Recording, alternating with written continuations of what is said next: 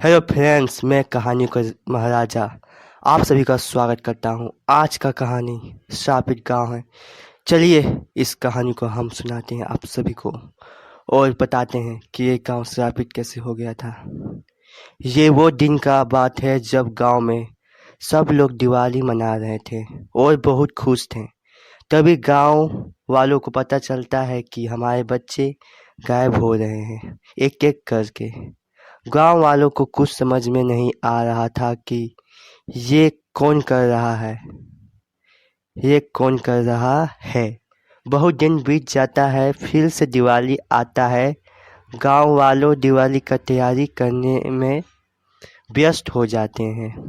तभी एक आदमी का नज़र एक छोटे बच्चे पर पड़ता है और वो छोटा बच्चा जंगल की तरफ जा रहा था। वो आदमी सभी गांव वालों को चिल्लाकर बताता है और सब लोग वो छोटे बच्चे का पीछा करने लगते हैं और जंगल में पहुंच जाते हैं। जो देखते हैं वो कोई सोच भी नहीं सकता। वो और कोई नहीं, गांव का मुखिया था जो सभी बच्चों को बलि दे रहा था। ये सब गांव वालों ने देखते ही उस मुखिया के पास गए और बगल के पेड़ में बांध कर जला दिया।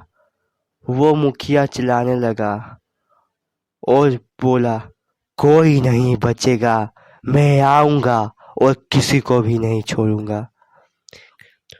छोड़ूंगा। बहुत साल बीत गया, लेकिन गांव वाले को लगा कि ऐसा कुछ भी नहीं होने वाला।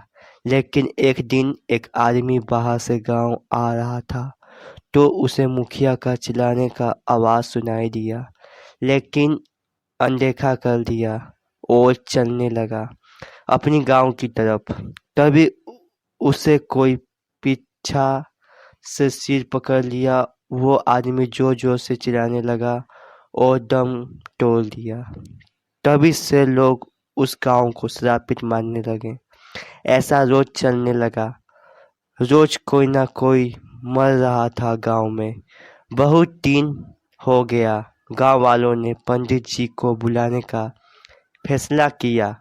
पंडित जी भी आ गए और पूजा करने लगे और रेखा पा लिए और बोले, जो जो ये रेखा में रहेगा वह सलामत रहेगा।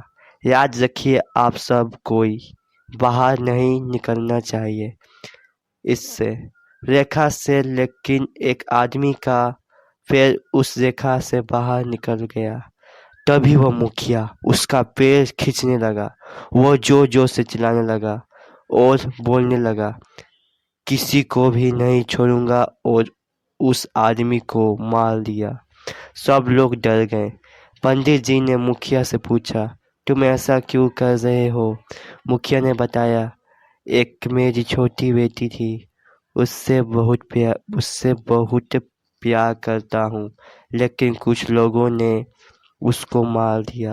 वो लोग इसी गांव का ही है और मैं बच्चों को बलि इसलिए दे रहा था कि मेरी बेटी फिर से जिंदा हो सके। लेकिन ये सब गांव वालों ने ऐसा नहीं होने दिया।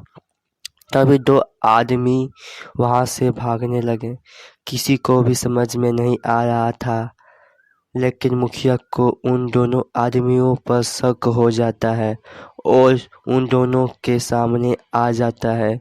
मुखिया ने उन दोनों को ऊपर उठा दिया। वो दोनों जान जाने के डर से सब कुछ बक दिए। फिर सभी गांव वालों ने उन दोनों आदमियों को पकड़ लिया और पुलिस पर फोन कर दिया। पुलिस आकर उन दोनों को जेल ले गया। मुखिया और उसकी बेटी को आत्मा को शांति मिल गया। अगर आपको ये कहानी पसंद आए तो हमारे चैनल को लाइक कमेंट सब्सक्राइब करना मत भूलिएगा दोस्तों। चलिए, गुड बाय।